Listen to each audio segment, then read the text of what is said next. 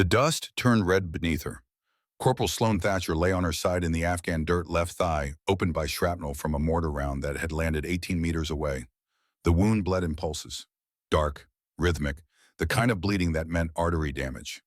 The kind that killed you in minutes if you let panic take over. She flinched when the next round hit. 1 second of pure human reaction. Eyes clenched, muscles tensed. Then training took over.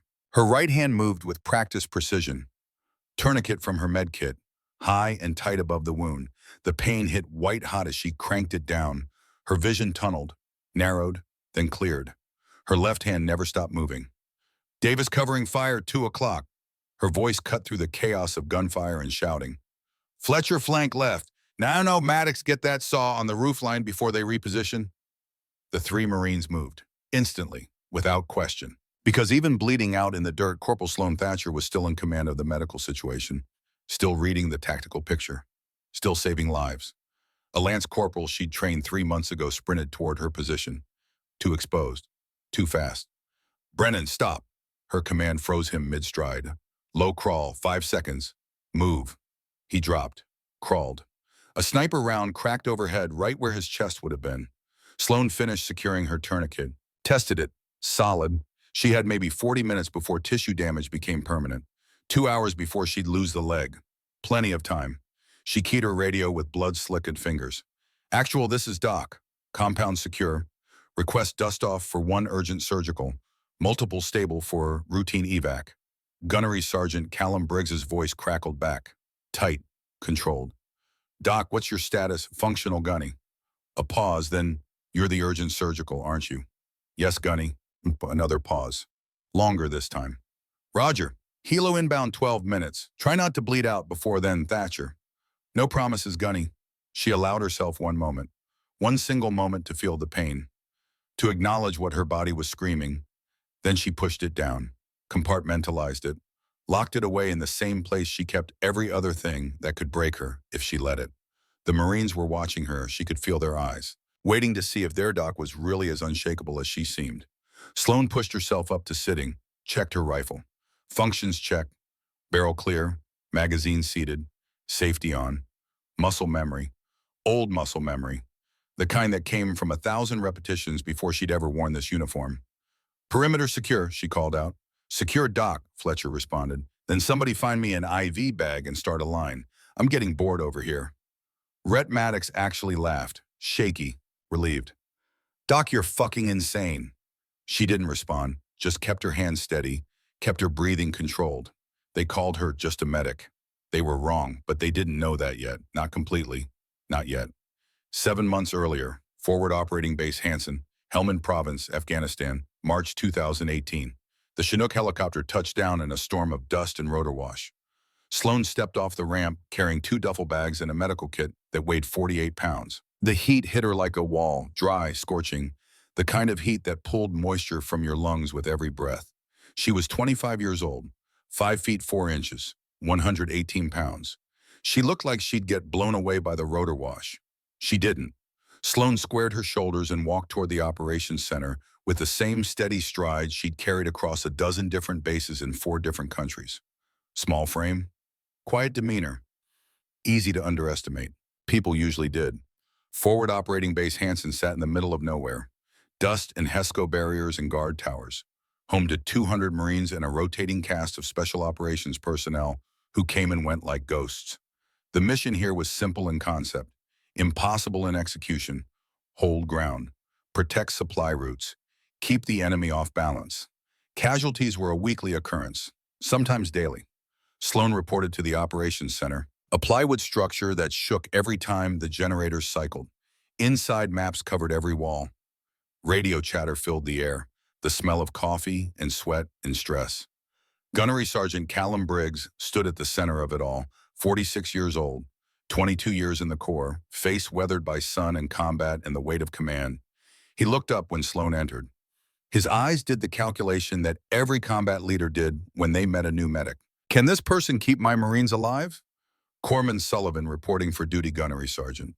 She used her old name, the one from her orders. Not Thatcher, not yet. Briggs studied her for 3 full seconds. Where's your previous duty station? Camp Lejeune Gunnery Sergeant, 2nd Recon Battalion. Combat deployments. 2. Iraq. Syria. He nodded slowly, opened a folder on his desk, read. His jaw tightened. Says here you've got 63 documented saves. 0 Marines lost under your care. He looked up. That true, yes, Gunnery Sergeant. Also says you requested this assignment specifically. F.O.B. Hansen. Recon Attachment. His eyes narrowed. Why?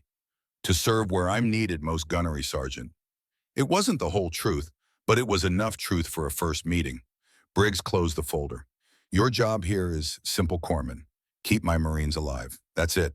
That's all. You don't run patrols. You don't clear buildings. You don't engage unless absolutely necessary. He leaned forward. The last medic we had froze during a firefight. Tried to treat a wounded Marine while rounds were coming in. Got tunnel vision. Didn't see the second casualty bleeding out 15 feet away. His voice went flat. Hard. 2 Marines died that day because our doc couldn't handle the pressure. Sloan met his eyes, didn't flinch. That won't happen with me, Gunnery Sergeant. You sure about that? Yes, Gunnery Sergeant. Briggs held her gaze for a long moment, looking for doubt, for weakness, for any sign that she was another medic who'd crack when the bullets started flying. He didn't find it. Gear up. You're on the roster for patrol tomorrow at 0600. Corporal Maddox will show you to quarters. He turned back to his maps. Welcome to Hansen Dock. She was dismissed. The quarters were a plywood box with 6 racks and a fan that barely moved the superheated air. Sloan claimed an empty bunk, stowed her gear, organized her medical supplies with the same careful attention her father had taught her to clean a rifle. Each item checked, each supply accounted for, each piece of equipment ready for immediate use. The door banged open. 3 Marines walked in, dusty, tired, the look of men who'd just come off a 12-hour patrol. The tallest one saw her and stopped. Who the hell are you, Corpsman Thatcher? Your new doc. He looked her up and down, not hostile, just assessing. Great, another medic. He dropped his pack. I'm Corporal Rhett Maddox. Everyone calls me Stone. This is Gallagher and Brennan. The other 2 nodded, didn't offer handshakes. Maddox sat on his bunk, started unlacing his boots. You ever been in a firefight, Doc? Yes. How many of 17? That got his attention. 17. Yes, Corporal. Anybody die? Not under my care. Maddox glanced at the other 2. Some unspoken communication passed between them. Well, hope that streak continues. He pulled off his boot. But out here, things get messy fast. Hope you're ready for it. Sloan unpacked her sleeping bag. I am. Sure you are. He didn't sound convinced. Last doc said the same thing. Right up until the first IED went off. She didn't respond, didn't defend herself, didn't make promises she hadn't yet proven, just kept organizing her gear. Maddox watched her for a moment, then shrugged. Chow's at 1800. Don't be late. They run out of the good stuff fast. The 3 Marines left. Sloan sat on her bunk, closed her eyes, listened to the sounds of the base. Generators, radio chatter, the distant thump of rotor blades. She'd heard it all before. Different country, same war. Her fingers found the chain around her neck. The dog tags, 2 sets, hers and one other. Captain Garrett Thatcher. Delta Force. K. Aya Kandahar, 2011. Her father. She held the tags for a moment, then tucked them back under her shirt where no one would see, where no one would ask questions. The mess hall smelled like industrial food and disinfectant. Sloan filled her tray, found a seat at the edge of a table where a group of Marines were already eating. They glanced at her, nodded, went back to their conversation. Saying the intel's bad. 3 weeks we've been running patrols in that sector and found exactly nothing. That's because they know we're coming. Same roads, same times. So what do you want random patrols? That's how you drive over an IED. I'm saying we need better overwatch, eyes on, before we roll out. The Marine speaking was older, harder. Chief Warrant Officer Boyd Fletcher. He had the quiet competence of someone who'd survived long enough to know what mattered. His eyes slid to Sloan, lingered for just a second, then went back to his food. Lieutenant Asher Kent sat across from him, young, maybe 29, too new to hide his stress. Fletcher's right, we're exposed out there. If we had better positioning. If we had a sniper, Maddox cut in. That's what we need. Hayes is good, but one guy can't cover every patrol. Hayes is at battalion for the next 2 weeks. Fletcher didn't look up from his food. Medical leave, appendix. The table went quiet. So we're running blind for 2 weeks. Kent's voice rose slightly. That's the situation, Lieutenant. Fletcher's tone ended the discussion. We adapt. Kent stabbed at his food, frustrated, outranked. Sloan ate in silence, listened, absorbed the tactical picture without commenting. The conversation shifted. Lighter topics, mail from home, rumors about deployment extensions, the normal rhythm of soldiers in a war zone trying not to think too hard about the war. Maddox glanced her way. So, Doc, you know tactics? Every eye at the table turned to her. She swallowed her food. Some. Some, he grinned. That's what they all say. Medics don't need to know tactics, right? Just patch holes and call for evac. I know enough to keep up, Corporal. Uh-huh. He wasn't mocking her, just testing. What would you do about our Overwatch problem? Sloan considered. She could tell them, could show them that she understood fields of fire and dead space and interlocking sectors, could demonstrate that she'd studied tactics the same way she'd studied anatomy. But she'd learned a long time ago that proving yourself with words meant nothing. Proving yourself with action meant everything. I'd defer to the chief corporal. He's got more experience than me. Fletcher's eyes flicked to her again, sharper this time, interested. Maddox shrugged. Fair enough. He went back to his food. At least you're humble. Last Doc thought he knew everything, lasted 3 weeks before requesting transfer. The meal continued. Sloan finished eating, cleared her tray, headed back to quarters. Behind her, she didn't see Fletcher watching her walk away. Didn't see the slight nod he gave, the recognition of someone who'd learned to stay quiet until it mattered. Earl 545 hours patrol staging area. The pre-dawn darkness tasted like dust and diesel. Sloan checked her medical kit for the 4th time. Tourniquet, combat gauze, pressure bandages, IV supplies, needle decompression kit, nasopharyngeal airways. Each item verified. Each supply in place. Ready. Around her, Marines prepared for patrol with practiced efficiency. Weapons checks, ammunition counts, radio tests, the quiet murmur of professionals who'd done this 100 times. Gunnery Sergeant Briggs walked the line, checking, observing. He stopped in front of Sloan. Doc, you're in Vehicle 2, center position. Center position? Protected. Where you put someone you didn't trust in a fight. Understood, Gunnery Sergeant. His eyes searched her face. You stay with the vehicle unless I call for you. Clear. Clear, Gunnery Sergeant. He moved on. Maddox appeared at her shoulder. Don't take it personal, Doc. It's how he is with all the new meat. I don't. Good. He checked his rifle. Just so you know, center position sucks. You're going to get bounced around like a ping pong ball. I'll manage. The convoy loaded up. 4 vehicles, 16 Marines, 1 untested medic. They rolled out as the sun cracked the horizon. The patrol route followed a dirt road that wound through terrain that offered 1,000 perfect ambush positions. Low ridges, scattered compounds, dry wadis that could hide entire squads. Sloan sat wedged between 2 Marines. Fletcher drove. Kent manned the turret. Every bump sent a jolt through her spine. She watched everything. The way Fletcher scanned the road ahead, how his eyes swept the high ground, the slight adjustments he made to their speed and positioning. Professional driving, combat driving, the kind that kept you alive. They crested a rise. The valley below spread out empty and hostile. Fletcher's hand came up. Stop signal. The convoy halted. Fletcher grabbed his binoculars, scanned, his jaw tightened. Lieutenant movement at 11 o'clock. Low ridge, 300 meters. Kent swung the gun. I don't see it. Because they're good. Fletcher keyed his radio. Actual possible hostile observation post-grid follows. Sloan saw it before he finished speaking. Not the observation post Fletcher had spotted. Something else. A shepherd moving goats across the valley floor. Normal. Expected. Except the goats were moving wrong. Agitated. Avoiding a specific area about 200 meters ahead of the convoy's intended route. An area that looked exactly like every other patch of dirt. Except the goats knew better. Her hand moved before she consciously decided. Tapped Fletcher's shoulder. Once. Firm. He glanced back, annoyed at the interruption. Sloan pointed. No words, just the gesture. The goats, the avoidance pattern, the implications. Fletcher's eyes followed her finger. He saw it, understood instantly. His radio came up. Actual possible IED 200 meters ahead. Recommend halt for sweep.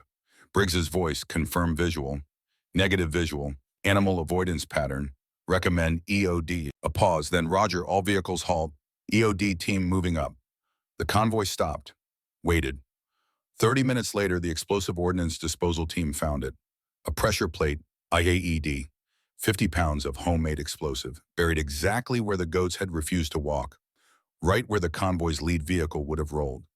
Fletcher turned in his seat, looked at Sloan. How'd you spot that, Doc, the goat's chief? Most people don't pay attention to goats. My father taught me to watch the animals. They know the ground better than we do. Fletcher studied her for a long moment. Your father, military? Yes, chief. What branch? She hesitated. Then Army. Special Forces. Something shifted in Fletcher's expression. Understanding. Respect. He teach you other things. Some things, chief. Fletcher nodded, turned back to the front. But Sloan saw him glance at Briggs when they returned to base. Saw the brief conversation. Saw Briggs look at her differently. Not trust yet, but not dismissal either. Day 14, 30 hours. The temperature hit 118 degrees. Heat shimmer turned the landscape into a liquid mirage. The patrol had been routine.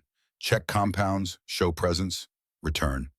Then Lance Corporal Jensen collapsed. 1 second he was walking point. The next he was on the ground convulsing. Doc, Maddox's shout cut through the heat. Sloan was moving before the echo faded, dropped beside Jensen. His skin burned under her fingers. Dry. Too dry. Pupils fixed and dilated. The other Marines clustered around. What's wrong with him? Heat stroke. Sloan's hands moved, checking pulse, respirations, mentation. How long has he been confused? He hasn't been confused. He's been fine. Maddox, when did he last drink water? I don't, maybe an hour ago. She pulled Jensen's eyelids back. Checked pupillary response. None. Felt his pulse. Racing. Thready. This wasn't exhaustion. This was organ failure in progress. I need an IV kit now and get Gunny on the radio. Doc, it's just heat. It's heat stroke progressing to multi-system organ failure. His core temperature is over 106. His brain is cooking. We have 15 minutes to get cooling started, or he dies. The Marines stared at her. Move. They moved. Sloan ripped open Jensen's uniform, started an IV line with hands that never shook. Not from the heat, not from the pressure, not from the knowledge that she was watching a 22-year-old Marine's kidneys shut down in real time. Radio Gunny, tell him heat stroke urgent surgical need dust off within 15 minutes maximum. Maddox keyed the radio, relayed the information. Briggs's voice came back skeptical. Doc's sure it's not just exhaustion. Maddox looked at Sloan. She didn't look up from her IV insertion. Tell him I'm 100% sure, Gunnery Sergeant. And tell him if that helicopter isn't here in 15 minutes, I'm sending him home in a body bag. Maddox's eyes widened. You didn't talk to gunnery sergeants like that. But he relayed it word for word. Silence on the radio. Then, dust off inbound, ETA 12 minutes. Sloan packed Jensen in every piece of ice and cold water they had, monitored his vitals, watched his pupils. The seizure stopped. His breathing stabilized. But his skin stayed furnace hot. The helicopter came in 11 minutes. Loaded Jensen. Lifted off. Sloan stood in the rotor wash, drenched in sweat, watching it disappear toward the field hospital. Briggs walked up beside her. You sure about that diagnosis, Doc? Yes, gunnery sergeant. How sure? She turned to face him. Exhausted, dehydrated, but certain. If I'm wrong, you can send me home. If I'm right, I just saved Lance Corporal Jensen's life. That confident, that trained gunnery sergeant. He studied her. Hospital's going to call me within the hour. Tell me if you were right. Yes, gunnery sergeant. He walked away. 53 minutes later, the call came. Heat stroke. Core temperature 107.1. Multi-organ failure. Another 10 minutes without treatment, and Jensen would have suffered permanent brain damage. Another 20, and he would have died. Briggs found Sloan in the med bay, restocking her kit. Hospital confirmed your diagnosis. She nodded, kept working. Said if you'd waited another 10 minutes, he'd be dead. Yes, gunnery sergeant. Where'd you learn to catch something like that? Experienced gunnery sergeant. In training? Yes, gunnery sergeant. Briggs was quiet for a moment. Good work, Doc. It was the first time he'd said it. Sloan looked up, met his eyes. Thank you, gunnery sergeant. He left. But something had changed. She'd proven something. Not everything, but enough to matter. Day 22, 16:15 hours. The IED hit Vehicle 3. Sloan felt the blast before she heard it. Pressure wave, then sound. Then the screaming started. Contact IED. Vehicle 3 is hit. The convoy scattered. Defensive positions. Return fire. Chaos compressed into seconds. Sloan grabbed her kit, bailed out of the vehicle, sprinted toward the smoke and flames. Lance Corporal Finn Gallagher lay 20 feet from the wreckage, his right leg twisted wrong, blood soaking through his uniform. Too much blood. Arterial spray. She reached him in 5 seconds. Doc, I can't, my leg. I've got you, Gallagher. Stay with me. She ripped open his uniform, found the source. Femoral artery. Shrapnel had torn it clean through. The tourniquet someone had applied was too low. Ineffective. Blood pumped with each heartbeat. 3 minutes until he lost consciousness from blood loss. 5 minutes until irreversible shock. Maddox, I need pressure dressings. Rounds cracked overhead. Small arms fire from a tree line 200 meters away. The Marines returned fire. Suppressive. Controlled. Sloan didn't flinch. Her hands moved with surgical precision. Tourniquet, higher, tighter, cranked down until the bleeding slowed. Not stopped. Junctional wounds didn't stop bleeding easy. She packed the wound with combat gauze. Hemostatic agents designed to promote clotting. Pressed down hard. Gallagher screamed, "Stay with me, devil dog. You don't get to die today."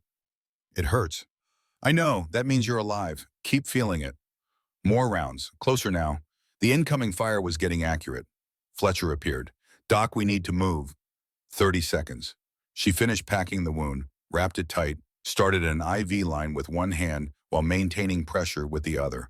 Pushed fluids. Watched Gallagher's color. Pale, too pale, but conscious. Can you move him? Fletcher crouched beside her. Sloan checked the dressing. Checked the tourniquet. Checked his vitals one more time. Yes, litter carry. Keep the leg elevated. Fletcher called for the litter. 4 Marines appeared, professional, efficient. They loaded Gallagher, started moving. Sloan grabbed her kit, followed, providing cover with her body between the incoming fire and her patient. A round snapped past her head, close enough to hear the crack. She didn't duck, just kept moving. At the casualty collection point, she rechecked everything. Tourniquet still tight, dressing still holding. IV still running, Gallagher still conscious. Doc, am I gonna lose it? His voice shook. Lose what? My leg. She looked at him. At this 23-year-old Marine who'd just had his artery opened by a chunk of metal, who'd bled enough to kill most men, who was asking about his future while rounds were still flying. No, she said, firm, certain. You're going to keep your leg, and you're going to walk again. And you're going to go home and tell everyone about the time you survived an IED blast because your doc wouldn't let you die. He tried to smile. Failed. You sure? I'm sure. The dust-off came in, loaded him, lifted off. Sloan stood in the dust storm of rotor wash and watched it go. Her hands were covered in blood. Her uniform soaked through with sweat and Gallagher's blood and the residue of violence. But her hands didn't shake. They never shook. Maddox walked up beside her, stared at her, really stared. Doc, that was... He couldn't find the words. Standard trauma care corporal. The last doc would have frozen, would have panicked, would have... I'm not the last doc. No, he shook his head slowly. No, you're definitely not. Briggs appeared, looked at the blood, looked at Sloan. Gallagher. Stable gunnery sergeant, femoral arterial injury, significant blood loss. But I got it controlled. He'll keep the leg. You sure? Yes, gunnery sergeant. Briggs studied her for a long moment. You didn't flinch. Rounds coming in, and you didn't even flinch. I had a patient, gunnery sergeant. Most people flinch when they're getting shot at. She met his eyes. I'm not most people, gunnery sergeant. Something passed between them. Recognition.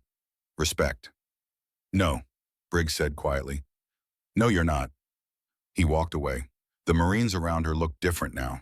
Not skeptical, not testing. They looked at her the way Marines looked at someone who'd proven themselves under fire. They looked at her like she was one of them. Almost. That night, Sloan sat on her bunk cleaning Gallagher's blood from her gear. Methodical, thorough, the way her father had taught her to clean a rifle. Disassemble, clean, inspect, reassemble. Her hands moved through the familiar routine, but her hands knew other routines too. Older routines. Her fingers curled, relaxed, curled again. Muscle memory from 1,000 repetitions. Trigger discipline, sight picture, breathing control. The skills her father had drilled into her from age 10 until his death when she was 18. The skills she'd promised her mother Diane she'd never use again. The promise that was getting harder to keep. Fletcher appeared in the doorway. Got a minute, Doc? Yes, Chief. He sat on the bunk across from her, quiet for a moment, thinking. I've been in the Corps 20 years, he said finally. Worked with a lot of medics, good ones, bad ones who froze, ones who ran, ones who died trying to save people who couldn't be saved. He looked at her directly. You're different. How so, Chief? The way you move under fire, the way your hands don't shake, the way you see things before they happen. He paused. That's not just medical training. Sloan didn't respond. Your father, Special Forces. He teach you other things besides watching animals. She considered lying, considered deflecting, decided on partial truth. Some things, Chief, combat skills. Some, Chief, shooting, her hands stilled, just for a second. Yes, Chief. Fletcher nodded slowly. Thought so. You've got the look. What look, Chief? The look of someone who's been trained by the best. Someone who knows things they're not talking about. He stood. I don't need to know the details, Doc. Your medical skills speak for themselves. But if there's ever a situation where we need more than a medic, he left the thought unfinished, walked away. Sloan sat in the silence, looked at her hands. Hands that could heal, hands that could kill. The same hands. She finished cleaning her gear, lay back on her bunk, closed her eyes. But sleep didn't come easy, because Fletcher was right. She was different. And somewhere deep down, she knew the day was coming when different wouldn't be enough, when they'd need everything she'd been trained to be. Medic and marksman, the question was whether she could break the promise she'd made, the promise to her mother, the promise to herself, the promise to never become what had shaped her father's life, never to pick up a rifle in anger again. Outside, the night settled over FOB Hansen. Guard shifts changed, generators hummed, the war waited. And Corporal Sloan Thatcher lay awake in the darkness, feeling the weight of skills she'd sworn never to use, feeling the inevitability of breaking that promise, feeling the countdown to the moment when being just a medic wouldn't be enough. That moment was coming, soon. She could feel it in her bones, in her hands, in the muscle memory that never quite faded, no matter how hard she tried to forget. Day 31, 0820 hours. The supply convoy rolled out under a sky bleached white by the sun. 4 vehicles, 12 Marines, 1 medic. Standard run to forward operating base Griffin. 40 kilometers through territory that had been quiet for 3 weeks. Too quiet. Sloan sat in the vehicle 2 again, center position. But this time it wasn't because Briggs didn't trust her. It was because she'd earned the right to be protected. The medic who'd saved 3 lives in the past month. The doc who didn't flinch under fire. The Marine they needed alive, more than they needed in a gunfight. Fletcher drove. Kent manned the turret. Maddox rode shotgun. Radio check. Briggs's voice crackled over the comms from Vehicle 1. Each vehicle responded. Clean, clear. They crested a hill overlooking a shallow valley. The road wound through scrub brush and scattered rocks, empty, peaceful. Fletcher's hand came up. Halt. The convoy stopped. Sloan felt it before she saw it. That indefinable wrongness, the kind her father had taught her to recognize. When the landscape looked right, but felt wrong. Fletcher grabbed his binoculars, scanned the tree line 800 meters away. His jaw tightened. Actual movement in the tree line. Grid follows. Recommend we hold position. Briggs's response was immediate. Confirmed. All vehicles hold. Fletcher, what are you seeing? Multiple positions. Dug in. They're waiting for us. The ambush had been set. Perfectly positioned. High ground. Interlocking fields of fire. A kill zone that would have shredded the convoy if they'd driven into it. But Fletcher had caught it. 200 meters too early. Can we go around? Kent's voice from the turret. Tight. Negative, Briggs responded. Only route to Griffin goes through that valley, and they know it. Silence on the radio. Tactical problem. Enemy in hardened positions. Elevation advantage. Range approximately 750 meters. Too far for rifles. Too close for artillery. Too exposed for a direct assault. Where's our overwatch? Lieutenant Kent asked the question everyone was thinking. Hayes is still on medical. Briggs's frustration bled through. We're operating without sniper support. 750 meters. The distance that separated the convoy from death or breakthrough. The distance that required precision. Training. Skills that regular riflemen didn't have. Skills that one person in the convoy possessed, but had promised never to use. Sloan's hands gripped her medical kit. Her breathing stayed controlled, measured. But inside, the war was already starting. Her father's voice, teaching her to read wind, to calculate drop, to make shots that saved lives by taking others. Her mother's voice, crying over a folded flag, making Sloan promise. No more rifles, no more killing, be a healer. The radio crackled. Actual enemy reinforcements moving up from the east. We've got maybe 10 minutes before this gets significantly worse. Briggs, copy. Recommend we engage with what we have. Sir, at 750 meters with standard rifles, we're just going to announce our position without neutralizing the threat. The tactical reality settled over the convoy like a burial shroud. They were trapped, outgunned, outmaneuvered, and time was running out. Fletcher turned in his seat, looked at Sloan, really looked. Doc, she met his eyes, knew what he was going to say, had known since the moment they'd stopped. Chief, that thing your father taught you, the shooting. Yes, Chief. How good are you? The question hung in the superheated air. Sloan could lie, could say she was rusty, untested, better to find another way, or she could tell the truth. Very good, Chief. Fletcher held her gaze. Good enough to make a 750-meter shot, her father's training answered before she could stop it. Yes, Chief. Maddox turned around. Wait, Doc can shoot. Her father was Delta Force, Fletcher said quietly. Special Forces. You don't grow up in that house without learning. Learning and doing are two different things. Maddox's skepticism was professional, not hostile, just realistic. Yes, Corporal, Sloan said. They are. Fletcher keyed his radio. Actual recommend we utilize alternative asset for precision engagement. A pause, then Briggs explained. Doc has advanced marksmanship training, civilian competitive shooting, military family background. She says she can make the shot. The silence stretched. Long, heavy. Then, Doc, you sure about this? Sloan closed her eyes, saw her mother's face, heard the promise she'd made 7 years ago at her father's funeral, felt the weight of 12 Marines who'd die if she kept that promise. She opened her eyes. Yes, Gunnery Sergeant, I'm sure. Then get up here. Vehicle 1. Sloan grabbed her kit, climbed out, moved between vehicles in a low crouch. Every Marine watching her, wondering, questioning. Who was their Doc really? She reached Vehicle 1. Briggs handed her an M40 rifle. Standard Marine Corps sniper weapon. She'd never fired this exact model, but the fundamentals were universal. She checked the rifle. Function check. Barrel, scope, magazine. The same way her father had drilled into her. You've shot one of these before, Briggs asked. No, Gunnery Sergeant, but I've shot similar platforms. Similar isn't the same, Doc. No, Gunnery Sergeant, it's not. He studied her, looking for doubt, for hesitation, for any sign this was a mistake. Found none. What do you need? A stable position, clear line of sight in 30 seconds. Briggs pointed to a low berm. There. Fletcher set up a position for Doc. Fletcher moved. Professional, efficient, created a shooter's nest in 20 seconds. Sloan settled behind the rifle.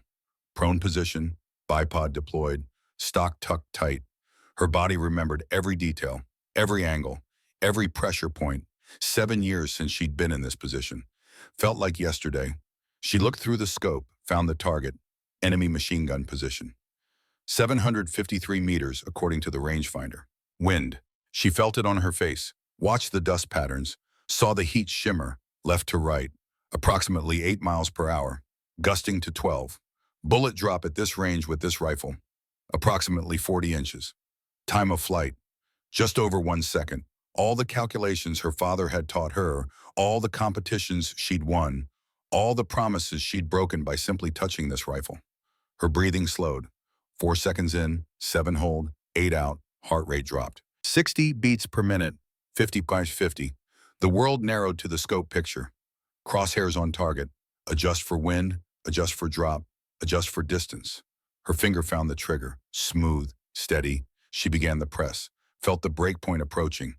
The moment between life and death, between healer and warrior, between promise and necessity.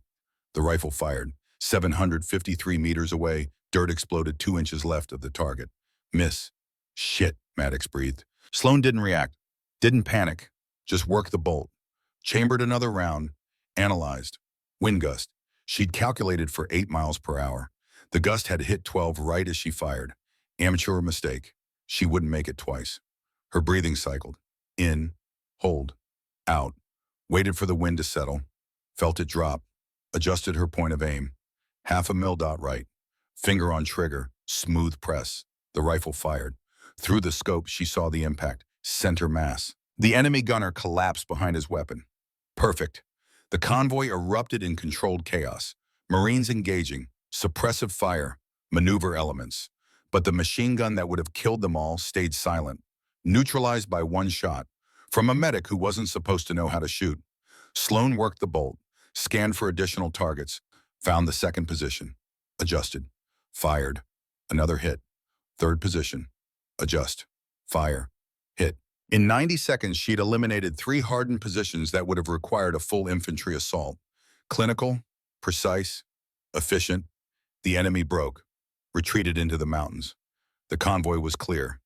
Briggs took the rifle from her hands, stared at her like he'd never seen her before. Where the fuck did you learn to shoot like that? The profanity was respect, not anger. My father, gunnery sergeant. Your father, he shook his head. Who was your father, Doc? She'd kept it buried for 7 years, hidden under her mother's maiden name, buried under the promise to never speak of it. But that promise was already broken.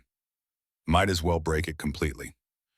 Captain Garrett Thatcher, Delta Force 1st Special Forces Operational Detachment, KIA Kandahar 2011.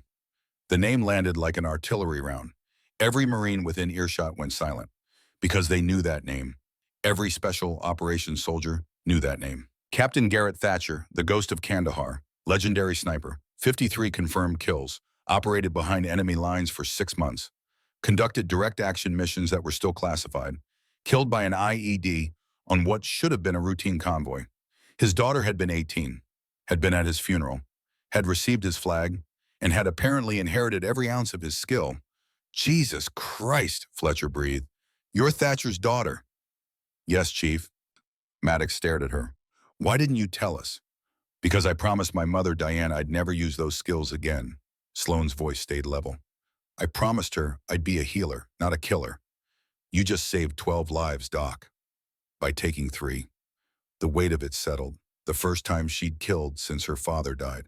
The first time she'd broken the promise. The first time she'd become what she swore she'd never be. Briggs was already on the radio. Different frequency. Encrypted. She caught fragments. Captain Thatcher's daughter confirmed 3 precision engagements at 7:50. Request immediate conversation with Special Operations Command. The convoy moved out, completed the supply run, returned to FOB Hansen. But everything had changed. The Marines looked at her differently now. Not just respect for her medical skills. Something else. Recognition of a weapon they hadn't known they possessed. That night, Sloane sat alone in her quarters. The door opened. Fletcher entered, closed it behind him. He held a waterproof document case, military green, battered. This came for you, special courier from battalion, eyes only. She took it. Her hands shook slightly. First time they'd shaken in years. Inside her father's personnel file, photos from his service, commendations, after action reports, and a letter, sealed, addressed to her in his handwriting. Her breath caught. Fletcher put a hand on her shoulder. I'll give you privacy, Doc. He left. Sloane stared at the letter for a full minute, then broke the seal. The paper was old, yellowed, written 7 years ago, before his last deployment, before the IED, before the promise she'd made at his funeral. My dearest Sloane, if you're reading this, I'm gone. I'm sorry I won't be there to see the woman you become. But I know you'll be extraordinary. I taught you to shoot because I wanted you to protect yourself, to have skills that could save your life if the worst happened. I never wanted you to feel obligated to follow my path. Never wanted you to carry the weight I carried. But I also know that gifts unused are burdens unresolved. You have a gift, Sloane, the same gift I had. The ability to remain calm when others panic. To see clearly when others are blind. To make the impossible shot when lives depend on it. If you choose to use that gift in service of others, know that I'm proud. If you choose to walk away from it, know that I'm equally proud. The choice is yours. It was always yours.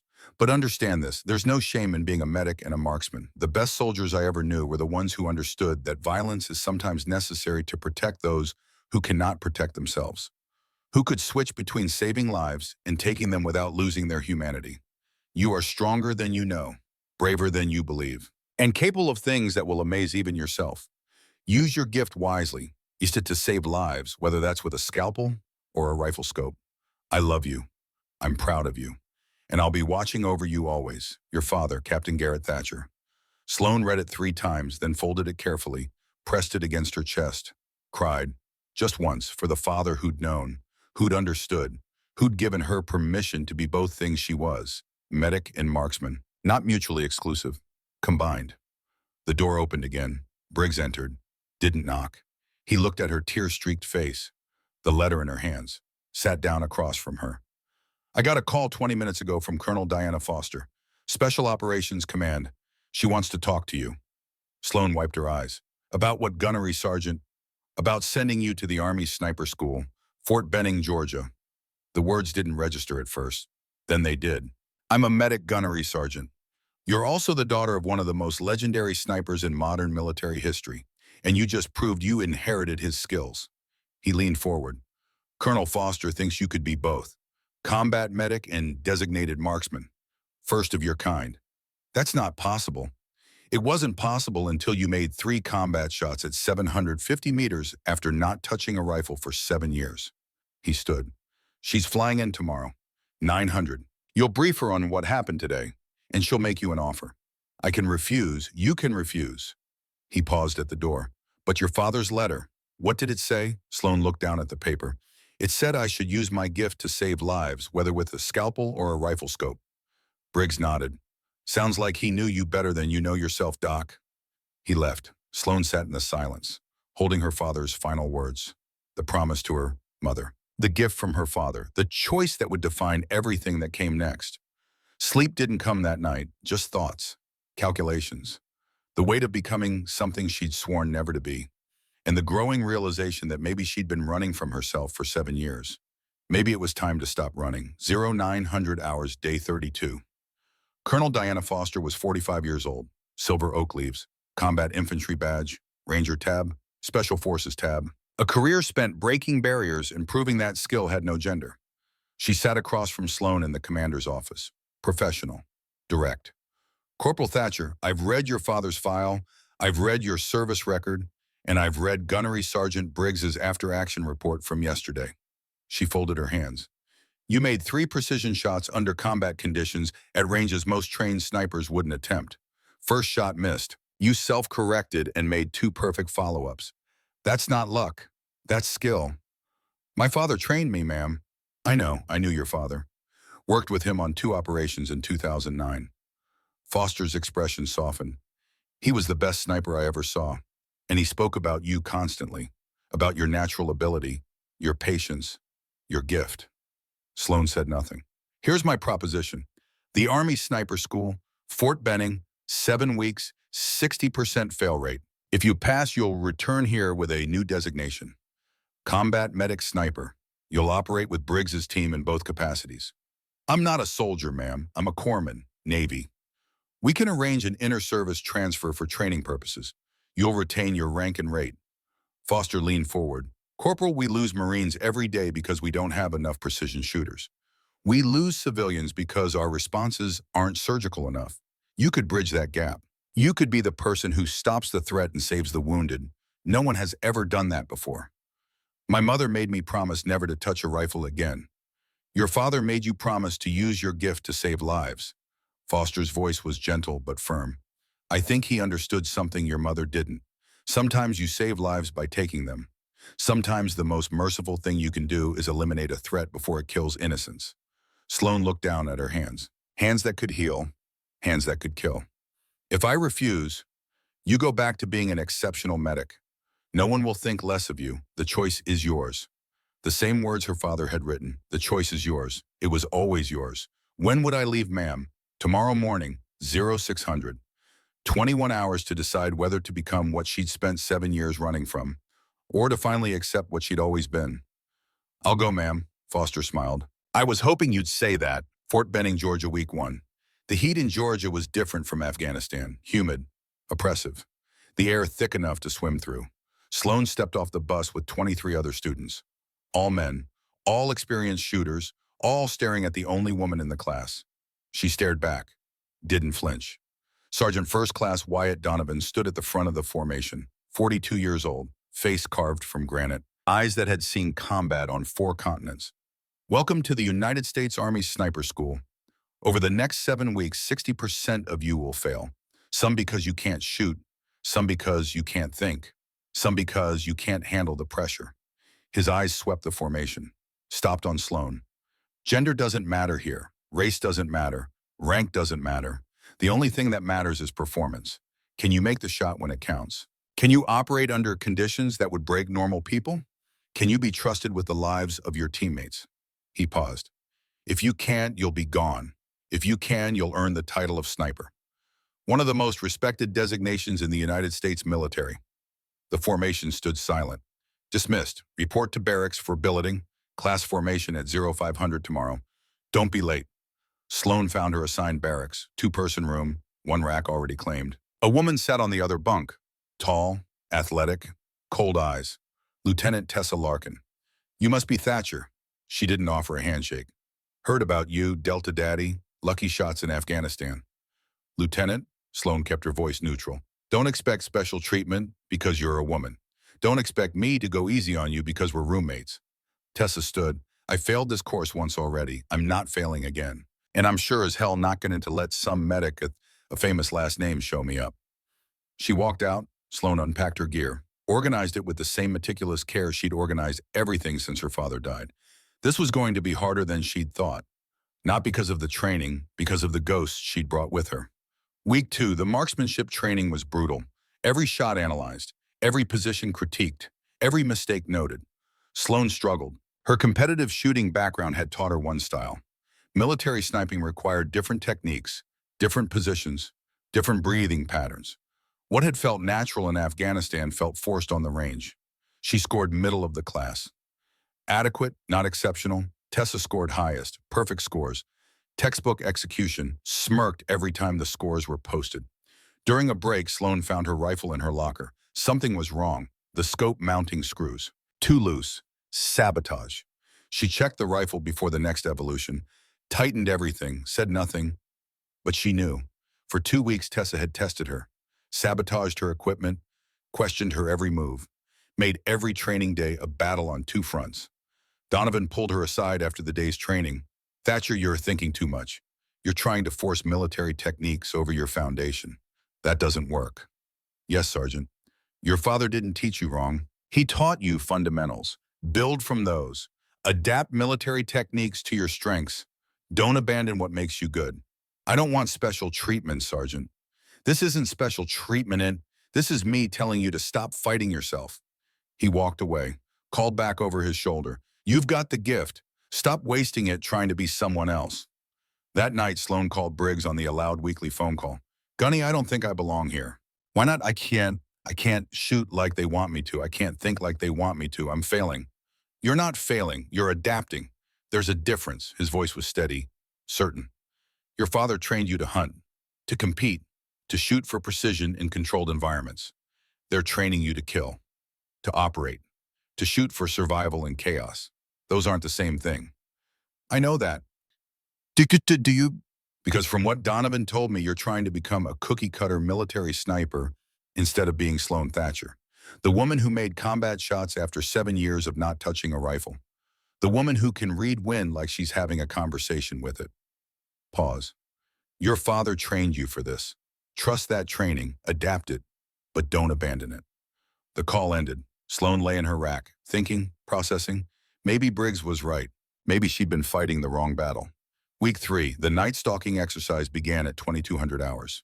Students had to move through 2 kilometers of wooded terrain, reach designated observation points, identify targets, without being detected by instructors with night vision equipment. Failure meant elimination from the program. Sloan approached it differently than the others. They moved like soldiers, quick, tactical, efficient. She moved like a medic, slow, patient, deliberate. The same way she'd approach a critical patient. Every movement considered, every sound analyzed, every step tested before committed.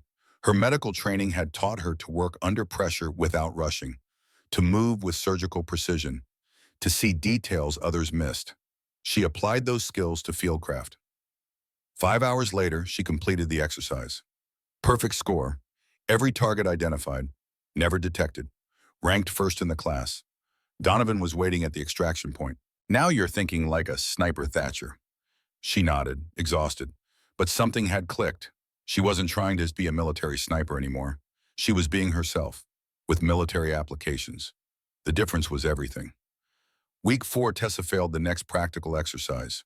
Badly, missed 3 targets, got detected twice. She was one evolution away from elimination. That night, Sloan found her sitting outside the barracks, crying, trying to hide it. "You okay, Lieutenant?" "Fine, leave me alone." Sloan sat down anyway. "You're not fine, you're about to get kicked out." "Thanks for the reminder." Bitter, angry. "I can help." "Why would you help me? I've been nothing but hostile to you." "Because I know what it's like to have something to prove, to carry a legacy you didn't ask for, to feel like you're failing the people who believed in you." Tessa looked at her, really looked. "Your father." "My father, you're someone. We all have ghosts." A long silence. Then Tessa spoke quietly.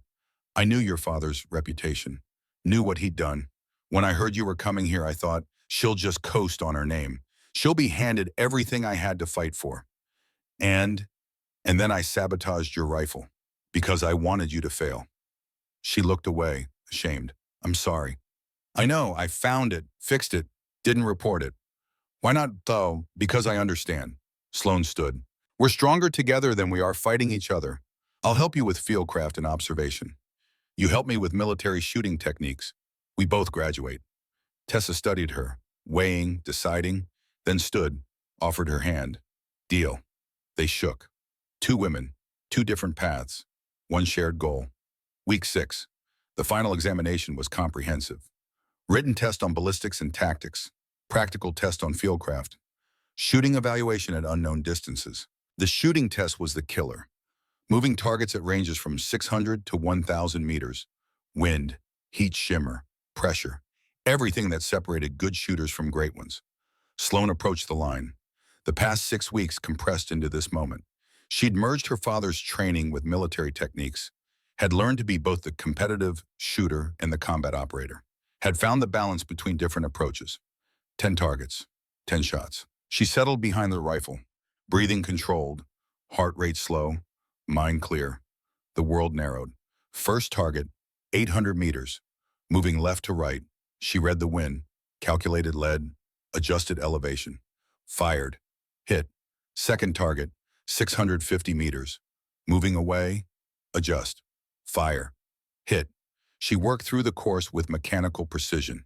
Each shot a calculation, each trigger press deliberate, each impact exactly where she'd intended. 10 shots, 10 hits. Perfect score. The range went silent. Donovan walked over, looked at the targets through his spotting scope, looked at her. "Best shooting I've seen in 15 years, Thatcher." The final class rankings were posted 2 days later. Sloan Thatcher, 2nd overall, 94.6%. Tessa Larkin, 8th overall, 87.3%. Both graduated. Both earned the title. Sniper. At the graduation ceremony, Donovan presented Sloan with her certificate, leaned in close. "Your father would be proud." "Thank you, Sergeant." "One more thing." He handed her a small box. "This belonged to your father. Colonel Foster thought you should have it." Inside, her father's sniper badge, the one he'd earned 20 years ago. Sloan held it, felt the weight of history, legacy, expectation, felt the pride of carrying it forward. Tessa found her after the ceremony. "Thank you for helping me, for not reporting the sabotage, for being better than I deserved. And we both made it, Lieutenant. That's what matters." Tessa, just Tessa. Sloan. They shook hands, sisters in arms, forged through adversity. That night, Sloan called her mother for the first time in 7 weeks. "Mom." Sloan, "Oh, thank God. Are you safe?" "I'm safe, Mom. I graduated from sniper school." Silence on the line. Then, "You broke your promise." "I did. I'm sorry." "Why?" "Because Dad left me a letter. Because he told me to use my gift to save lives. Because being a healer and a warrior aren't mutually exclusive." Sloan's voice cracked. "Because I can't keep running from who I am." Long silence. Then her mother's voice, softer. "Your father used to say the same thing, that the best soldiers were the ones who knew when to fight and when to heal." "I miss him, Mom." "I know, baby. I know." A pause. "Are you coming home?" "I'm going back to Afghanistan, back to my team. To save lives. To save lives however I can." "Then I'm proud of you, Sloan. And your father is too." They talked for another hour. Reconciliation, understanding, acceptance. The promise was broken, but something better had taken its place. Afghanistan, FOB Hansen, May 2018. The Chinook touched down in familiar dust. Sloan stepped off wearing different patches, different badges, different designation. Combat medic sniper, first of her kind. Briggs was waiting, looked at her sniper badge, looked at her face. Welcome back, Doc. Or should I say Sniper Thatcher? Doc is fine, Gunny. That's still who I am. He smiled. Fair enough. Team's waiting to see you. They've been asking when you'd get back. She walked toward the operations center. Marines stopped, stared, pointed. Maddox appeared, grinned wide. Holy shit. She actually did it. Yeah, Corporal. I actually did it. And second in the class, Fletcher owes me $20. He fell in step beside her. So what's it like being both? I'll let you know when I find out. Because the real test wasn't Fort Benning. It was here in combat, where she'd have to prove she could be both things she'd trained to be. Medic and marksman. Unified, essential, unprecedented. The legend was just beginning. Day 3. Back at FOB Hansen mission. Brief 0730 hours. The operations center felt smaller than Sloan remembered. Or maybe she'd just grown larger. Different. The sniper badge on her uniform drew eyes. Questions. Respect tinged with uncertainty. Could she really be both? Briggs stood at the map table. Fletcher, Maddox, Kent. The team she'd left 7 weeks ago. The Marines who'd watched her transform from medic to something else entirely. Intelligence confirms enemy positions blocking Route Silver. 6 separate hardpoints, ranges from 600 to 1100 meters. Machine guns, RPGs. Dug in. Briggs tapped the map. Supply convoy needs that route clear by 1400 hours. We've got 5 hours. What's the plan, Gunny? Fletcher asked. Briggs looked at Sloan. That depends on whether our new graduate thinks she can handle it. Every eye turned to her. She studied the map. Elevations, angles, fields of fire. The tactical picture assembled in her mind with the same clarity she'd used to assess a trauma patient. 6 targets, 20 minutes maximum before they'd reposition or call reinforcements. Ranges requiring precision that regular riflemen couldn't deliver. This was why she'd gone to Fort Benning. This was the test. I can do it, gunnery sergeant. You sure, Doc? Yeah, Maddox's voice carried genuine concern. That's a lot of shooting, a lot of pressure. I'm sure, Corporal. Briggs nodded. Good, because if you can't, we're looking at a full company assault, casualties, time we don't have, lives we can't spare. He outlined the plan. Sloan would take overwatch position on a ridgeline overlooking the valley.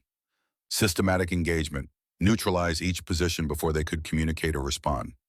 Clinical elimination, like surgery. Except the patients were enemy fighters, and the cure was a bullet. 1,015 hours overwatch position. The climb had taken 90 minutes. Full combat load, plus medical kit, plus precision rifle. 118 pounds of Marine carrying 60 pounds of equipment up a 40-degree slope. Sloan's legs burned, lungs screamed, but she didn't slow, because 12 Marines were counting on her. Fletcher set up the spotter position beside her, ranged to target 1. Sloan glassed the valley, found the first position, 630 meters. Wind left to right 5 to 7 miles per hour. Temperature 98 degrees. Confirmed, Fletcher's voice was professional, clinical. Target 2, 750 meters, elevated position. Wind increased to 8 miles per hour at that range. They worked through all 6 positions, ranges, wind, elevation changes, heat shimmer, every variable that could turn a perfect shot into a miss, every detail that separated snipers from corpses. You ready for this, Doc? Fletcher asked quietly. Sloan settled behind the rifle, checked her breathing, her heart rate, the fundamentals her father had drilled into her since age 10. Yes, Chief. My first combat engagement as a designated sniper. That's different from the convoy. That was survival. This is mission. I know, Chief. Your father's watching. She closed her eyes briefly, saw his face, heard his voice teaching her to read wind, to control breathing, to make the impossible shot. Use your gift to save lives. I know, Chief. The radio crackled. Briggs's voice. Overwatch convoy is holding position. You are cleared hot. Execute when ready. Sloan's breathing slowed. 4 seconds in. 7 hold. 8 out. Target 1 appeared in her scope. Enemy fighter manning a machine gun. 630 meters. Clean shot. She adjusted for wind, for distance, for the slight upward angle. Her finger found the trigger. Sending, Fletcher whispered. The rifle fired. 630 meters away, the enemy fighter collapsed. Never knew what hit him. Hit. Target 1 neutralized. Fletcher's voice was steady. Target 2 is reacting. You've got maybe 30 seconds before they go to ground. Sloan worked the bolt. Smooth. Practiced. Found target 2, 750 meters. Moving now. Booked by the first shot. She led the target. Calculated movement. Adjusted. Fired. Hit. 2 down. 3 is repositioning. 820 meters. Target 3. Longer range. Wind gusting stronger at altitude. She waited. Felt the wind. Read the patterns. Fired. Hit. Jesus Christ, Fletcher breathed. 3 for 3. Target 4. 900 meters. Partially concealed. Difficult angle. Sloan adjusted her position. Found the shot window, tiny, maybe 12 inches of exposure. Waited for the fighter to shift. There. Fired. Hit. 4 down, how you feeling? Doc. Good, Chief. Target 5 is your longest, 1,100 meters. Wind is variable. Heat shimmer heavy. This was the shot that mattered.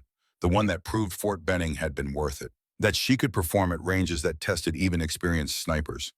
Sloan studied the target through her scope. Read wind at 3 different points along the bullet's path.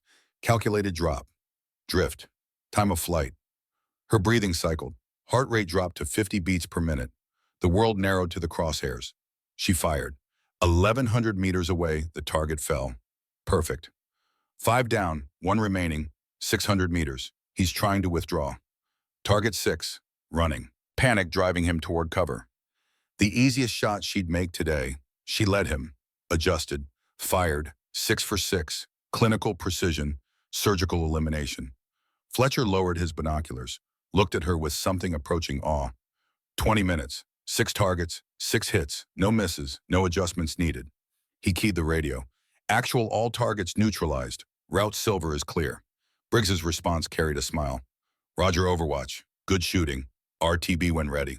The convoy moved through, safely. No casualties, no contact, mission success. Because 1 Marine had done the work of an entire platoon. That night at the debriefing, Briggs addressed the team. What Doc did today changes how we operate. We've got precision capability we haven't had since Hayes went down. We can take on missions we couldn't touch before. Maddox spoke up. So she's full-time sniper now? Negative. Briggs looked at Sloan. She's full-time medic and sniper. Both. That's the whole point. Kent frowned. How's that gonna work? She can't be in 2 places at once. She won't have to be, Fletcher said. She'll position for Overwatch, provide precision fire, then move to medical as needed. Combined operations. The concept was so new, so unprecedented, that nobody quite knew how to process it. 1 Marine, 2 critical specialties. The question was whether it would work when both were needed simultaneously. They'd find out soon enough. Day 8, 1630 hours. The intelligence brief was succinct. High-value target. Enemy commander coordinating attacks throughout Helmand Province. Confirmed location. Limited window. 1,200 meters from feasible shooting position. Extreme range. Difficult conditions. The kind of shot that required everything a sniper had learned. Sloan studied the terrain photos. Calculated wind patterns. Elevation changes. The bullet would be in flight for nearly 2 seconds. Time for everything to go wrong. This is your shot, Doc, Briggs said. We can wait for Hayes to return from medical. Or you can take it. Your call. It wasn't really a choice. Hayes was still 2 weeks out. The target would be gone by then. More Marines would die while they waited. I'll take it, Gunny. The mission launched at 0400 the next morning. Info was 12 kilometers through mountainous terrain. Silent movement. No lights, no noise. They reached the shooting position as dawn broke over the Hindu Kush. Sloan set up, checked equipment, verified every detail. This was the longest shot she'd ever attempted. Longer than anything at Fort Benning. Longer than anything her father had trained her for. But the fundamentals were the same. Patience, precision, control. Fletcher spotted. Target compound at 1,200 meters. Wind is going to be your biggest factor. Valley thermals will shift as the sun rises. Understood, Chief? They waited. 3 hours. 4. Watching the compound through scopes. Waiting for the target to appear. The sun climbed. Heat built. Wind patterns shifted with the changing temperature. Sloan monitored everything. made constant adjustments in her mind, prepared for the shot that might not come. Movement. Fletcher's voice cut through the waiting. Target confirmed. Second floor window. 1,200 meters exact. Sloan found him in her scope. Positively identified against the intelligence photos. High-value target. Dozens of Marines killed by his orders. Hundreds of civilians displaced by his operations. One shot to stop it all. Wind was gusting, 8 to 12 miles per hour, changing direction with the valley thermals. Heat shimmer made the target waver. This wasn't a shooting range. This was combat at the edge of human capability. Sloane's breathing slowed, her father's voice in her mind. You have the gift. Trust it. She felt the wind, not just measured it, felt it on her face, in her bones, the same way she'd felt it hunting with her father in Texas hills a lifetime ago. Adjusted her aim, led the wind, calculated for the thermal updraft in the valley. Time seemed to stop. The world reduced to crosshairs and breath and trigger press. She fired. 2 seconds. The bullet traveled 1,200 meters. Dropped. Drifted. Fought wind and gravity and probability. Through the scope, Sloan watched the impact. Center mass. Perfect. The target collapsed. Hit. Fletcher's voice was quiet, reverent. 1,200 meters. First round hit. Combat conditions. He keyed the radio. Actual target eliminated. RTB. The extraction was smooth. Professional. By the time they reached the FOB, word had already spread. The medic made a 1,200-meter combat shot. First round, perfect execution. Better than any sniper currently deployed in theater. Briggs met them at the armory. Looked at Sloan like he was seeing someone entirely new. Colonel Foster wants to talk to you, says there's a mission. Something different. What kind of mission, Gunny? The kind that needs both your skills at the same time. The ultimate test. Day 14, mission brief, 0600 hours. The compound sat in a valley 20 kilometers west. Intelligence reported 2 wounded Marines inside, captured during a patrol gone wrong 3 days ago. Still alive. Barely. Also present, 4 enemy fighters. Hardened, professional, holding the Marines as leverage for prisoner exchange. The mission parameters were simple in concept, impossible in execution. Extract the Marines, neutralize the threats. Do it without killing the hostages in the crossfire. Conventional assault is too risky, Briggs explained. We go in loud, they execute the prisoners. We wait them out, the Marines die from their injuries. Kent studied the map. So what's the play? Precision overwatch eliminates the threats. Medical team extracts and stabilizes the wounded. Simultaneous operations. Surgical timing. Fletcher looked at Sloan, which means Doc has to be both sniper and medic at the same time. This was it, the moment that would prove whether her designation was real or just theoretical, whether unification actually worked, or whether she'd fail at both trying to do both. I can do it, Gunny. You'll have to transition fast, from shooting to medical. No time to reposition. No backup. I understand. Briggs nodded. Then let's brief the full plan. 1430 hours overwatch position. The compound sat 900 meters away. Adobe walls, flat roof, 2-story structure. 4 enemy fighters visible through thermal imaging. 2 Marines in a ground floor room, injured, unmoving. Time was running out. Sloan settled into position, medical kit beside her, ready for immediate transition. This wasn't just a shooting evolution. This was unification, the whole reason she'd spent 7 weeks at Fort Benning, the justification for breaking her promise, the proof that medic and marksman could coexist in one person. Fletcher spotted 4 targets, ranges from 850 to 920. You'll need to engage all 4 within 90 seconds or they'll go to ground. Understood, Chief. Assault team is standing by. Once you eliminate the threats they breach, you sprint down and provide medical. Quarter-mile run, full kit. Can you make it? Sloan thought about the endurance training at Benning, the ruck marches, the stress shoots after physical exhaustion. Yes, Chief? Then you're cleared hot. Engage when ready. Target 1, rooftop, 920 meters. Elevated. Wind compensation required. She adjusted, fired, hit. Target 2, window position, 870 meters. Partially concealed. Adjusted, fired, hit. 45 seconds elapsed. Target 3, doorway, 850 meters. Moving. Led the target. Fired. Hit. 70 seconds. Target 4, interior room. Difficult shot through window. 900 meters. This was the one that mattered. Miss and he'd execute the Marines. Sloan's breathing controlled. Heart rate steady. Wind red. Distance calculated. Fired. Hit. 85 seconds, 4 targets, 4 hits. Perfect. All threats neutralized. Assault team go. Sloan didn't wait. Grabbed her medical kit, started running, quarter mile, 40 pounds of equipment, downhill over rocky terrain. Her lungs burned, legs screamed, but she didn't slow. Because 2 Marines were dying, and she was the only one who could save them. She reached the compound as the assault team finished clearing, sprinted inside, found the Marines in the ground floor room. Both critical. First Marine tension pneumothorax, collapsed lung, minutes from death. Second Marine severed brachial artery. Tourniquet applied but failing. Massive blood loss. 2 patients, both dying. Only 1 medic. Sloan's mind shifted, from warrior to healer, from taking lives to saving them. The transition was instant, complete. She dropped beside the first Marine, identified landmarks on his chest, pulled out the needle decompression kit. "Stay with me, devil dog." Inserted the needle, second intercostal space, mid-clavicular line, exactly as trained. Air hissed out. The Marine gasped. Color returned, lung reinflated. 30 seconds, moved to the second Marine. Tourniquet check. Too loose. Reapplied. Higher. Tighter. Bleeding slowed. Started IV fluids. Pushed hemostatic agents. 60 seconds.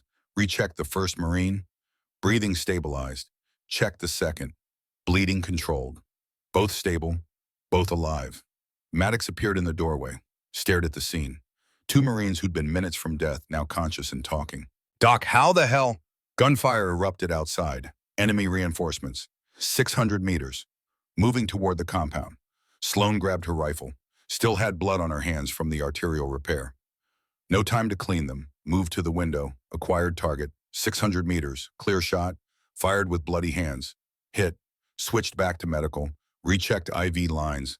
Monitored vitals. Warrior. Healer. Warrior. Healer. Seamless transition. Both roles. One person, unified. The extraction went smooth. Both Marines loaded on litters, carried out under covering fire. Dust-off arrived, loaded the wounded, lifted off. Sloan stood in the rotor wash, exhausted, covered in blood and dust and the residue of violence. But both Marines were alive. 4 enemy fighters eliminated. 0 friendly casualties. Mission success. Maddox walked up, looked at her like he'd never seen her before. "Doc, you're a fucking legend." She was too tired to respond, just nodded. Because legends didn't talk. They just did the work. Date 61,000 hours, Colonel Foster flew in personally. Brought papers, official designation, combat medic sniper. First ever created, approved at the highest levels. Corporal Thatcher, your performance over the past 2 weeks has exceeded all expectations. You've proven that unification works. That one person can fulfill both roles without compromising either. Briggs stood beside her. "She's changed how we operate, ma'am. We can take missions we couldn't touch before." Foster nodded. "Which is why we're establishing a training program based on your model. Combat medics with advanced marksmanship training. Unified operators." She handed Sloan a folder. "We're calling it the Thatcher Protocol. You'll help design the curriculum, train the first class, establish standards." Sloan opened the folder, saw her father's name listed as inspiration, saw the outline of a program that would train others to be both. Medic and marksman. Unified. "When does it start, ma'am?" 6 months after your deployment ends. We want you to complete your tour, gather more operational data, refine techniques. 6 months, more missions, more opportunities to prove the concept, more lives saved by being both things instead of just one. "Yes, ma'am, I'll be ready." That afternoon, Briggs called formation, presented Sloan with an honorary recon patch. "Doc, you've earned the respect of every Marine in this unit. You've saved lives with your medical skills. You've protected lives with your shooting. You've shown us that being both is possible." He pinned the patch on her uniform. "Welcome to the team, officially." The Marines applauded. Real respect, earned through action. Maddox stepped forward, in front of everyone. "Doc, I owe you an apology. I doubted you. Thought you were just a medic. Thought you couldn't handle the pressure." He came to attention.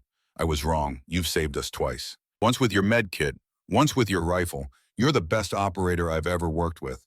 Sloan looked at him, at all of them, the team she'd fought beside, bled beside, proven herself to. "Thank you, Corporal, but I'm still just Doc. That hasn't changed."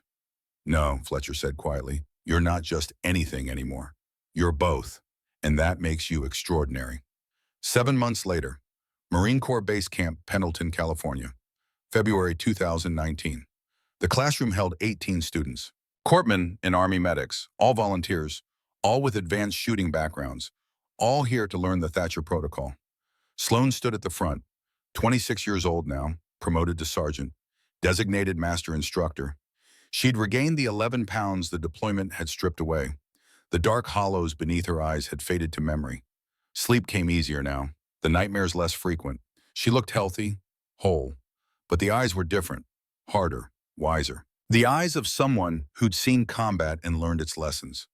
Welcome to Integrated Combat Medicine. Over the next 12 weeks, you'll learn to be both medic and marksman, both healer and warrior, both roles, one operator. She clicked to the first slide, her father's photo, Captain Garrett Thatcher.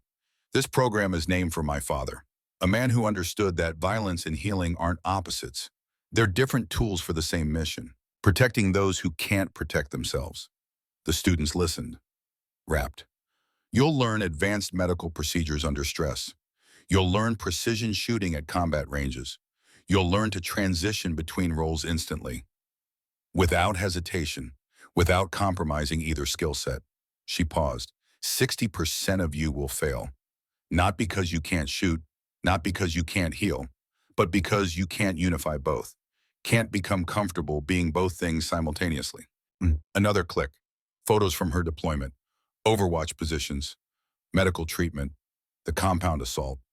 This is what success looks like. 4 enemy fighters eliminated from 900 meters. 2 Marines saved from critical injuries. 1 operator, 90 seconds. Both roles executed perfectly. She looked at each student. That's the standard. That's what we're building. Operators who can do both, who don't have to choose, who unify instead of specialize. The first day covered theory, medical knowledge, shooting fundamentals, the science behind unification. The second day started practical application. By week 6, half the class had dropped. Couldn't handle the dual pressure, the constant switching, the mental strain of being 2 things at once. The remaining 9 pushed through. By week 12, they'd all passed, all earned the designation. Combat Medic Sniper, Unified Operators, the first graduating class of the Thatcher Protocol. At the graduation ceremony, Colonel Foster presented certificates. Briggs attended, Fletcher, Maddox, the team that had watched Sloan transform. 7 months ago, Corporal Thatcher proved a concept, that one person could be both medic and marksman without compromising either role. Today, 9 more have proven it. Next class will train 20, the year after 40. Foster looked at Sloan. This program will save lives, will change how we operate, will create a new type of warrior. And it started with one Marine who refused to be just one thing. After the ceremony, Sloan found a quiet moment, pulled out her phone, called the number she hadn't called enough during deployment. Her mother answered on the second ring. Sloan. Hi, Mom. How are you, baby? I'm good, really good. Just graduated my first training class. The protocol, the one named after your father? Yeah, 9 students, all passed, all ready to deploy. Silence on the line. Then your father would be so proud, Sloan. I know, Mom. I can feel it. Are you happy being both? Sloan thought about the question, about the past year, about breaking promises and finding unification and becoming something unprecedented. Yeah, Mom, I am. I'm not running anymore, not hiding from what I am. I'm both, and that's okay. Then I'm proud of you too, so proud. They talked for an hour, about everything, about nothing, about healing and forgiveness and moving forward. When the call ended, Sloan felt lighter, whole. The promises were broken, the guilt was gone. She was both medic and marksman, unified, complete, and the legend was just beginning. 3 months later, June 2019.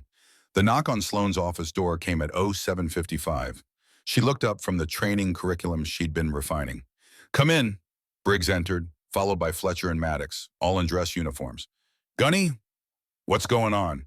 We're here to see you off, Sergeant. Briggs set a file folder on her desk. New mission, high-value target, 1,300 meters, extreme conditions.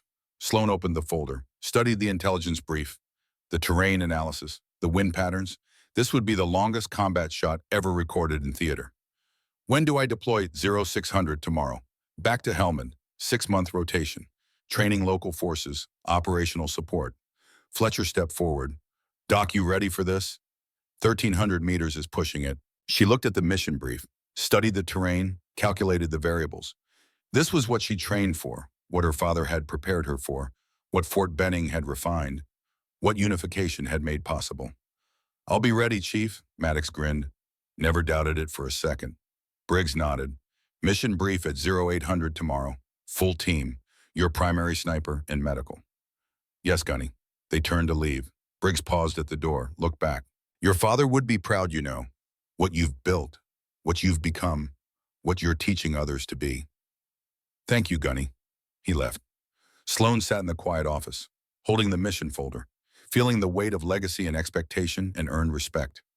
She thought about the girl who'd promised never to touch a rifle, the medic who'd hidden her skills, the daughter who'd run from her father's shadow.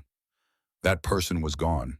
In her place, Sergeant Sloan Thatcher, combat medic sniper, master instructor, legend. The phone rang, private line. Sergeant Thatcher. Sloan, it's Tessa. Her voice carried excitement.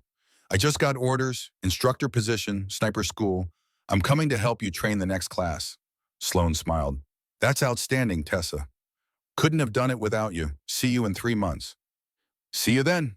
She hung up, looked at the photos on her wall, her father in Delta Force uniform, her graduation from Benning, the first Thatcher protocol class. A new photo had been added yesterday, delivered by courier from the Veterans Administration. The Thatcher protocol had been approved for implementation across 5 states, 12 bases, 200 students per year. The ripple effects were spreading. A phrase had started circulating through combat medicine communities, whispered with respect in aid stations and field hospitals. Thatcher's law, heal fast, shoot straight, come home alive. She packed her deployment bag, medical supplies, shooting data, training notes, ready for whatever came next. Outside, the California sun set over the Pacific. Training ranges fell silent. The base prepared for another night, and Sergeant Sloan Thatcher prepared for another deployment, another mission, another chance to prove that being both wasn't just possible. It was essential. The next morning, Texas Hill Country. Before the flight, Sloan drove 3 hours north, to a small cemetery overlooking rolling hills where her father had taught her to hunt. She walked to the grave, placed her sniper badge on the headstone next to the Purple Heart her mother had left there years ago, knelt in the grass. Hey, Dad, I'm heading back to Afghanistan tomorrow. 1,300-meter shot, extreme conditions, everything you taught me. The wind moved through the live oaks, peaceful, warm. I read your letter. You were right about all of it.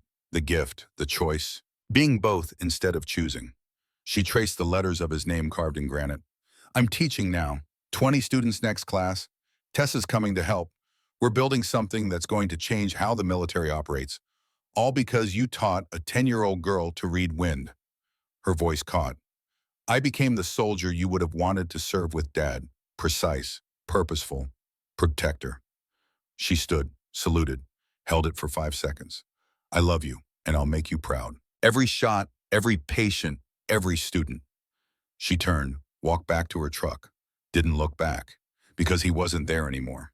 He was everywhere, in every wind pattern she read, in every life she saved, in every student she trained. The legend of Captain Garrett Thatcher had become the legend of Sergeant Sloan Thatcher, and the story was far from over. Afghanistan 2 days later, the shot was perfect. 1,300 meters, combat conditions, high wind, first round hit. The high-value target was eliminated. The Marines who'd been pinned down were extracted safely. 0 casualties. Mission success.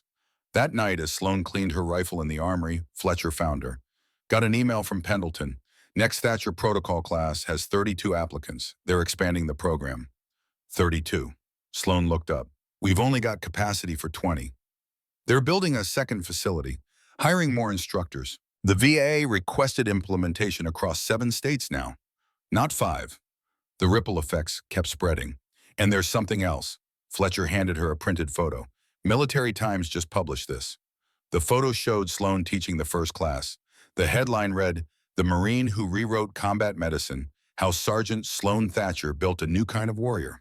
She stared at it, at the recognition, at the validation, at the proof that breaking promises could lead to keeping bigger ones. They're calling you a legend, Doc. Sloan set the photo aside, went back to cleaning her rifle. Legends are just people who did their jobs when it mattered, Chief. Fletcher smiled. If you say so, Doc. He left. Sloan finished her work, put away her equipment, walked out into the Afghan night. Above, stars filled the sky, the same stars her father had seen, the same stars that watched over every Marine who'd ever served. She stood in the darkness and felt the weight of it all. The promise broken, the gift honored, the legacy continued. Somewhere in Texas, her mother was sleeping peacefully, proud of the daughter who'd found her way. Somewhere in the wind, her father was watching, proud of the warrior who'd learned to be a healer too. And here in the dust and danger of Afghanistan, Sergeant Sloan Thatcher stood ready. Ready for the next shot, ready for the next patient, ready for whatever came next. Because she was both. And both was exactly what the world needed.